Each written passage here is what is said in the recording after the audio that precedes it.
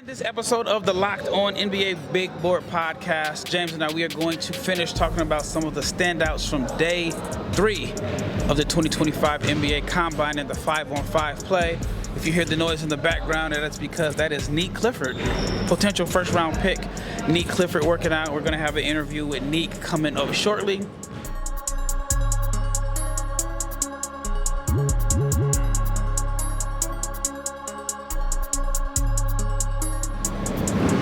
Big shout out to each and every person that has made the Locked On NBA Big Board Podcast your first listen of the day. I'm your host, Rafael Barlowe, along with my co-host, who is my brother, my dog, my main man, James Barlowe. And in this episode, we're going to talk about some of the standouts from day 3 of the Combine and the 5-on-5 play, some of the rumors and intel that we've been hearing around the gym, and then we're going to have an interview with Neek Clifford coming up after that. But if you're not subscribed to the YouTube channel, please subscribe, like, share, comment, and click the bell so you can be notified every time we drop an episode. Because you see, we in the building. We are in the gym. We are here. We got access. And I think we're the best source for NBA draft content. I might be a little bit biased. All right, let's get right into this episode. So if you missed it yesterday, we did an episode. It was right after the 5-on-5 play and right before WME had their pro day. The WME classes, Tahaad Pettiford, Derek Queen, and Dylan Harper were there, but Pettiford is the one that worked out, fresh off a 23-point game, and then the music came on. Turned into a Boss Man D-Lo. It turned into a Boss Man D-Lo. What's my man's name? Young Thug. I try to keep up on the music a little bit. I like Boss Man D-Lo. James don't mess with Boss Man D-Lo. But I thought it was too loud, and when I went back and listened to the interview, it was okay, but didn't want it to be a distraction. But anyway, we are here to talk about some of the players that caught our eye in the first day of scrimmages. The second day is coming up. They'll start scrimmaging in about 2 hours, so tap in with us. We're going to have updates from there, and like I said, we are at UIC's campus right now. But let's finish talking about some of the standouts. I want to go back to Tahaad Pettiford. Okay. 23 points, 8 assists. He showed some stuff. Do you think he's done enough to stay in the NBA draft? For sure. Yeah, I think he's done enough. I think he's answered the questions of could he be a scorer and a playmaker. Rumor has it he may play today. He may not. I heard it's going to be up to him. Yep. And from what I heard, he sounded like he's a dude that's like, I'm not done. I still got stuff to prove. So we'll see. That was last night. Stuff changes after you sleep on it. 1 o'clock in the morning. Whatever. I don't know what time it ever is, but these NBA Combine days are long. At least for me, 6 a.m. start. I got back to the crib around. It was like 2. Yeah, it's like 2 o'clock. But yeah, I'm tired. But as of about 1 a.m. Central Time. Right. He was leaning towards playing, and I guess the theory behind it is, all right, if he doesn't have the same type of performance that he had from day 1, at least he went out and played. Which leads me to my next discussion. Okay. We touched on it a little bit briefly in the last episode. The difference between Tahaad Pettiford and Jase Richardson. You heard it. I heard it. It was casually mentioned in the last episode. Someone said that there's not a 20-spot difference. And why, in your opinion, do you think Tahaad Pettiford has to go through the Combine, play 5-on-5, while Jase Richardson just gets to, he did a little bit of measuring, did a little shooting, and then he's chilling. He's doing interviews the rest of the week. He don't even got to take a shower. Well, he got to take a shower, but he don't got to take a shower from hooping. Why do you think there's such a big difference between the two? They're both small. They both measure 6 foot. I don't know why he didn't have to, and why Tahaad feels like he has to work out, did work out and did play. Because again, they're both small. Maybe people thought Jase was gonna measure out to be taller, not 6 foot barefoot. So I don't know. And then again, Jase had one of the most productive, efficient seasons. It was more efficient than Tahaad's, but Tahaad wasn't a slouch. You know what I'm saying? I think Tahaad had more dynamic performances. The Houston game, the Duke game, but also the NCAA tournament. Also, the person we were talking to was like, "Hey, I mean, how hard is it to get loose on a team that's only going to try to score 55 points a game? Like, you're going to be featured. It looks a little different versus playing for Auburn. Where, I think it's harder, though, if you think about it. I mean, I'm saying it's harder, but at the same time, like, it's just a different opportunity. So I get the question of why is one guy favored to be or presumed to be 20 spots higher, but, you know, and one guy has to work out. I don't know.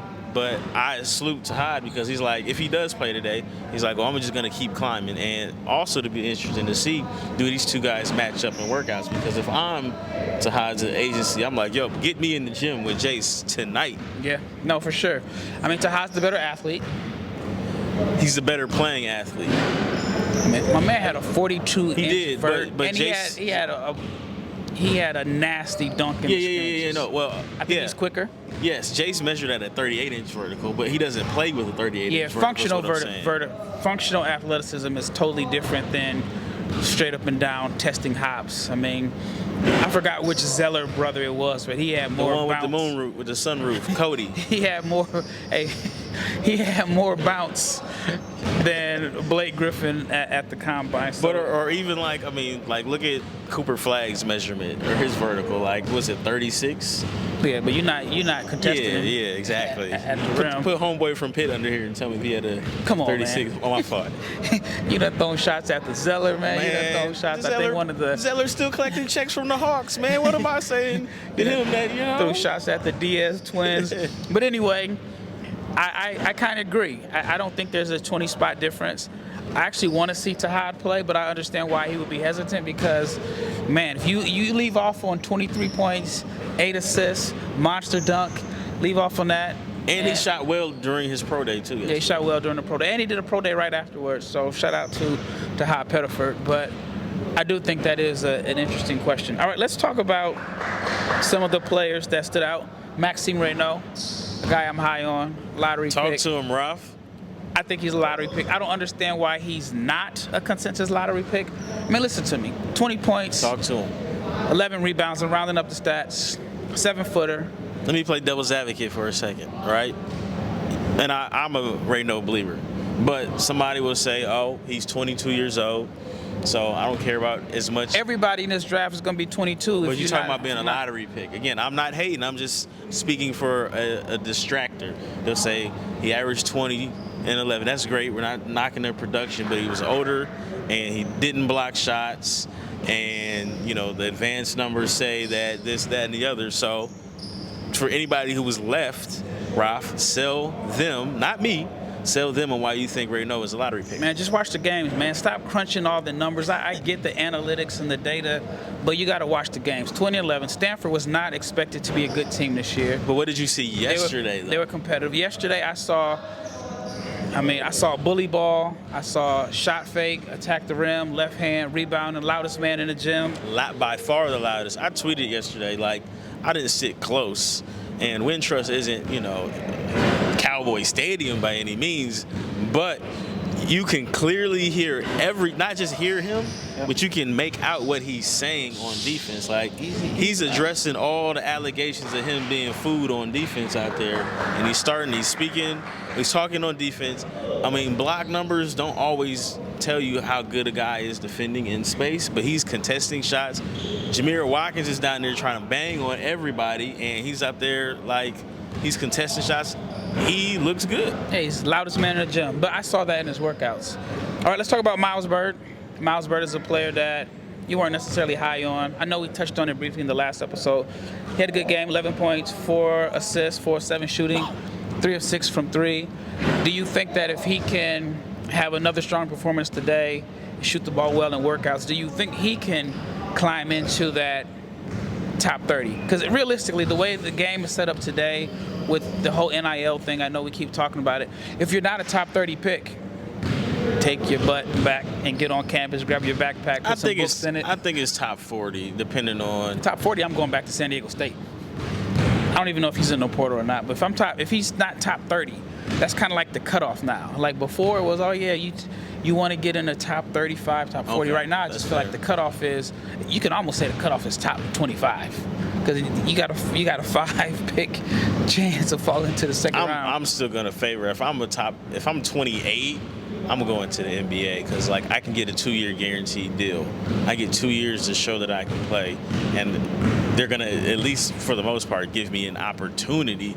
Whereas if I fall off the radar after a bad season, I just got bread in my pocket, and now I'm scrapping and clawing trying to get a 2-way. That's just me. Yep. But as far as Myles Byrd, did he do enough for me to put him in my top 30? I mean, not one game, but I'm just saying, like, one game, a good game today, some strong shooting and workouts, so you think he can be in that range? I'm not saying he can't. I just kind of feel like there's just a lot of data of him being like a streaky shooter for you to just ignore that, because he shot well in workouts and shot well in the scrimmage. Now, again, that's a plus that he did, and he does have talent, and he does defend, good secondary playmaker, active, obviously, on the defensive end. It's just a matter of, will he make shots?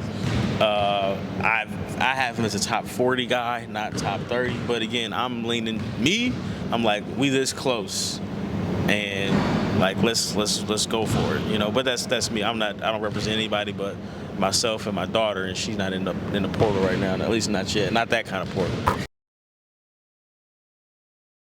The days are getting longer and the weather's warming up and people are spending more time outside, which means it is the perfect time to refresh your outdoor space. So whether you are working with a big backyard or a small balcony, you know, James got a big backyard. Wayfair's massive selection of outdoor essentials makes it easy to transform any space into your ideal summer setup. From comfy conversation sets to sleek dining tables and outdoor decor, they have it all. And they have the prices that fit your budget. So grab a brand new patio dining set and some string lights from Wayfair to help extend your outdoor space. I have to get some of those. I love the mix of styles that they offer. Wayfair makes it super easy to find pieces that match your vibe without spending a fortune. So check it out. Go to wayfair.com. They have a huge selection of outdoor furniture. Again, wayfair.com. That is WAYFAIR.com. Wayfair, every style for every home. All right, let's talk about a guy that I have not been as high on, but I thought he played really well on the first day of the scrimmages, and he performed well at the combine. That is Australia's Alex Toohey. He had 15 points, 3 rebounds, 2 assists. But still, he was 5 of 7 from the floor. The swing skill for him is the outside shooting. I think that's the difference between him being an NBA player or even being drafted. He was 3 of 5 from 3. That was encouraging. What did you see from Alex Toohey? Or what do you think he needs to do to get in that first round range? So really it's like this. Alex Toohey, Myles Byrd, I want to say Hunter Salas, like those 3 guys, they are similar in the sense that they can do everything, but their biggest weakness is knocking down open shots. So I know Toohey did improve his shooting his last year in the NBL, but like those 3 guys to me are like neck and neck. Got to shoot it. You got to be able to make shots, because all that other stuff is great, but as you see, like, you know, especially as older entrants in the draft, we expect you to contribute right away. So you got to be able to make shots. So those 3 are all kind of like neck and neck in a sense where the person that's going to separate himself is the one that's going to be able to shoot the ball the best. There's another player I want to put in that category, and it is Kentucky's Otega Oweh. Rumors are that he has a very lucrative offer to return to Kentucky. Spoke to some very reliable sources, very reliable sources close to him, and the word is that he's going to let the process go to the end, and he's all in on the NBA draft right now. He had a good game, 10 points, 4 of 8 shooting, 3 assists, 2 steals, and a block. I think defense is the skill set that he's going to have to hang his hat on. I've kind of compared him to Lou Dort in a sense. Muscle-bound guard. But the comparison to Lou Dort is Lou Dort had the mindset of an offensive player in his 1 year at Arizona State, didn't get drafted, had to turn into a defender, and used all his physical tools, athleticism, to be a menace defender, and he's getting paid. So for Oweh, I think that's the role he's going to have to play. The swing skill for him is outside shooting, and he did not even attempt a 3.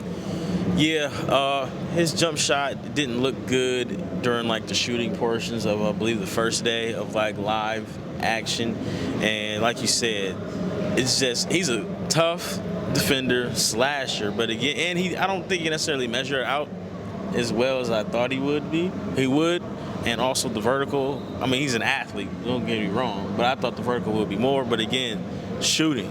And in my opinion, of the 4 guys that we mentioned, Toohey, Hunter, Byrd, and Otega, he has the steepest climb as a shooter, just because, like, mechanically it's not pretty. You know what I'm saying? It's always going to be somebody that you dare to shoot. Yep. All right, let's talk about McKenzie Mgbako.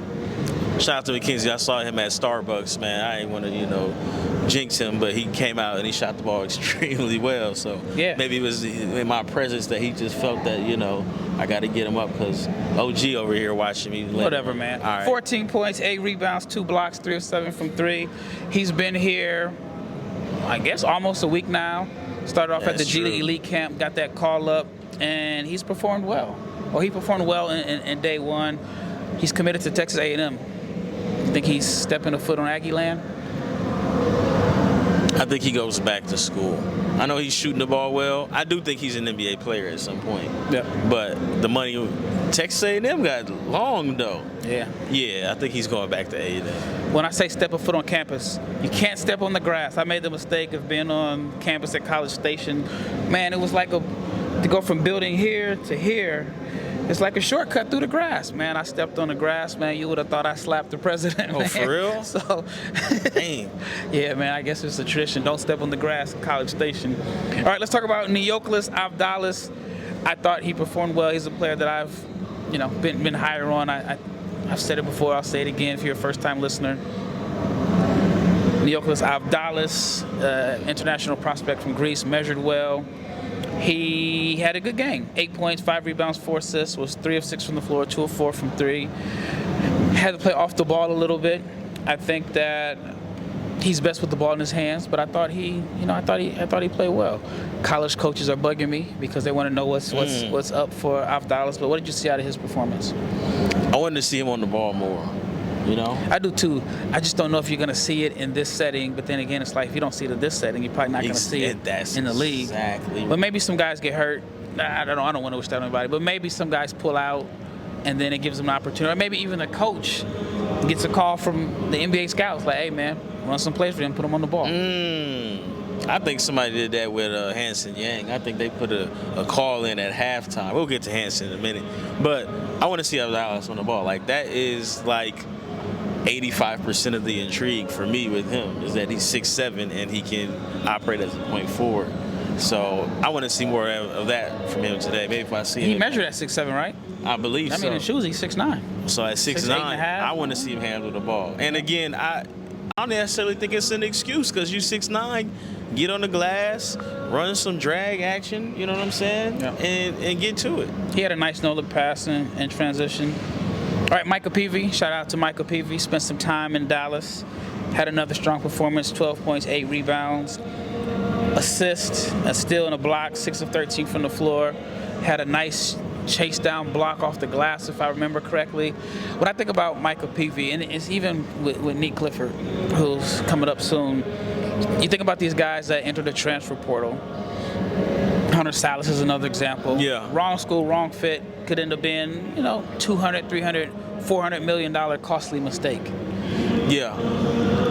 Michael Peavey was at Texas Tech, TCU. He was all right at TCU. He was all right. Goes to Georgetown, transforms into a potential draft pick.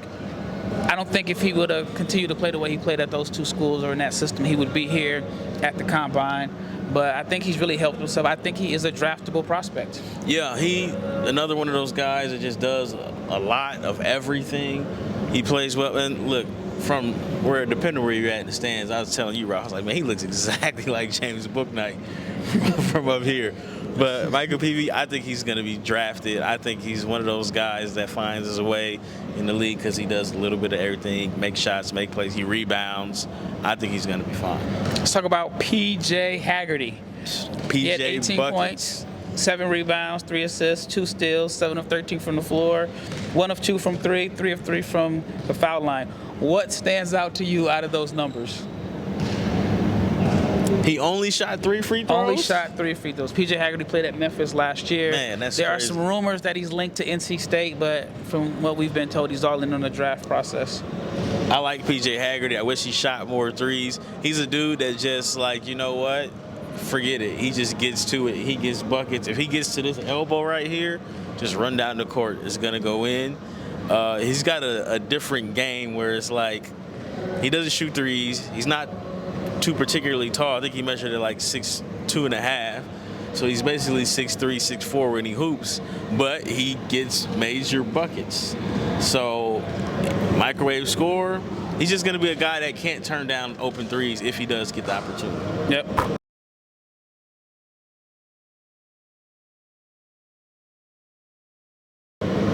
Jamir Watkins didn't shoot it well from the floor, 207, but he still finished with a Jamir Watkins type game. 12 points, 5 rebounds, 6 of 6 from the foul line, got downhill, does what he does.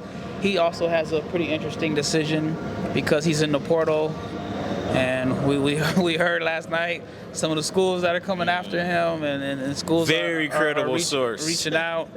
I don't know what he does. I mean, I think the money's going to be too good to pass up in the portal, but I've talked to some teams that like him. They like what he can do as far as being a downhill slasher, defender. He can pass. The concern is always going to be outside shooting. Didn't do anything yesterday to alleviate those concerns, but he did get to the free throw line, and guys that can get downhill, add value. I like Jamir Watkins. I liked him last year. Yep. I know he has his weaknesses, but he's just somebody I think that you're going to put out there. He's going to compete on the defensive end. He's going to run in transition. He's going to get fouled. And, the jump shot just has to improve. So he's another one. I know I mentioned Toohey, Hunter. Who else did I mention? There was 4 guys I mentioned earlier. He's the 5th guy. It's like the difference between all of them, Otega, is who's going to be able to emerge as somebody that you can trust to make open jump shots. All right, Lachlan Olbrich, buckets. Buckets. Yeah, you can't put him in a box. I mean, he's not like a stretch 4. He's not like Hooper, a ball handling wing, just big body cutter. Just knows how to put the ball in the basket. He was 7 of 8 from the floor. He had 15 points, 10 rebounds, 2 assists. One of the better stat lines. And I wrote about him earlier in the year. I like his game, but I'm just like, what? I mean, he's like a junkyard dog. He's like, and this is not a knock, he's like a garbage man.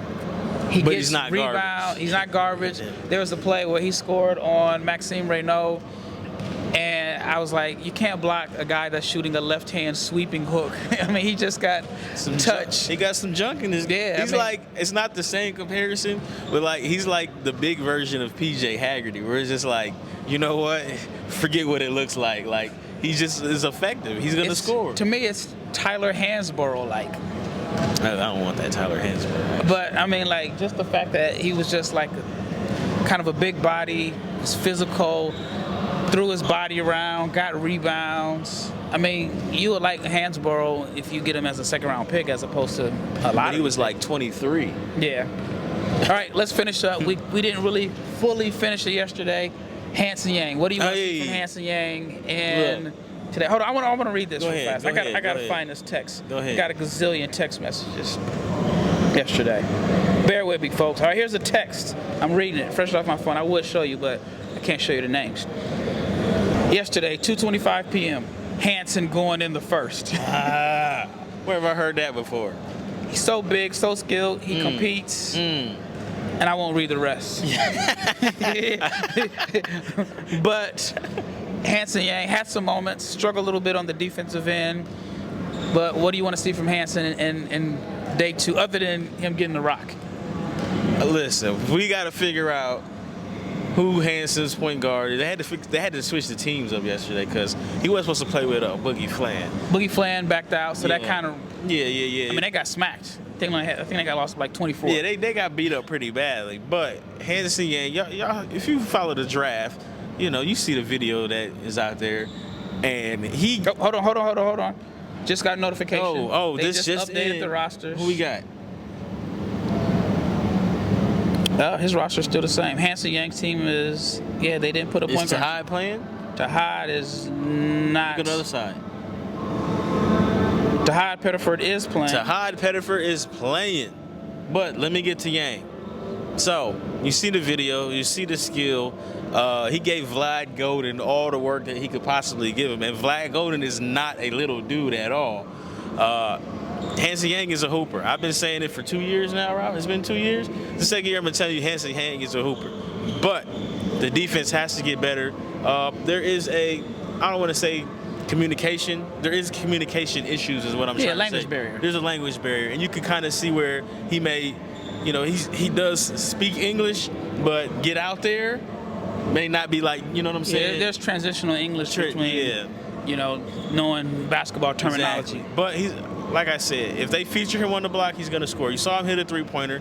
I got a video up on Twitter, him making threes. Like, he's extremely skilled. It's just going to come down to, can he defend at this level? But that person in there represents somebody with a lot of money in the NBA. And I been saying Hansen Yang is a first-round pick. So it looks like, just looking at this updated roster, Maxime Raynaud shut it down. Said, I've done enough, I'm out of here. All right, holla at you, Maxime. But for Hansen Yang, and we'll end on this, his point guards on his team are between Elijah Martin and Dink Pate. So it's a big opportunity for Dink Pate to play with the ball in his hands. And then Darion Williams, he needs a bounce back performance, but he can pass the ball also. Well, that wraps up this episode of the Locked On NBA Big Board Podcast. James and I will recapping day 3. Today's day 4. Stick with us. We'll have more episodes coming out.